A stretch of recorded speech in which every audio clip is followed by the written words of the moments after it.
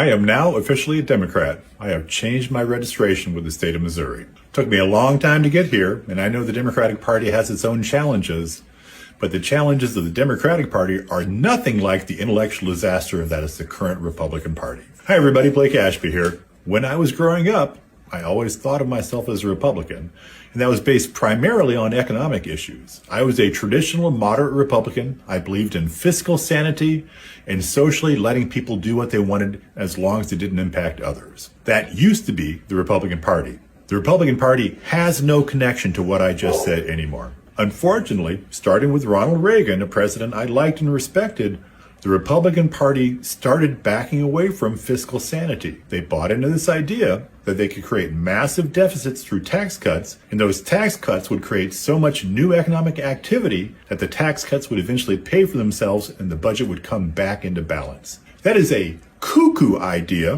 It has never worked in history. It doesn't work on paper, and so our country has been running large deficits almost every year since Ronald Reagan was president. So in my old version of republicanism, nothing was more important than running a balanced budget. Budget deficits were stealing from children, morally wrong, and bad for our economy. Because if you allowed current generations to spend the money of future generations, you inevitably undermined our economy, you inevitably undermined our country. And our country finally achieved a balanced budget in the 1990s. We implemented something called pay-as-you-go that required Congress to propose a cut in funding anytime they propose a new program. Which president was it that implemented pay-as-you-go?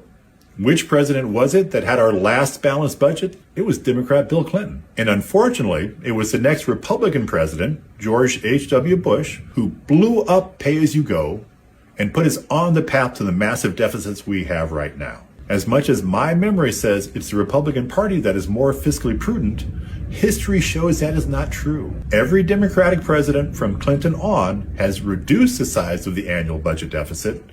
Every Republican president from Clinton on has increased the size of the budget deficit. Unfortunately, the Republican Party has completely abandoned any notion of fiscal prudence.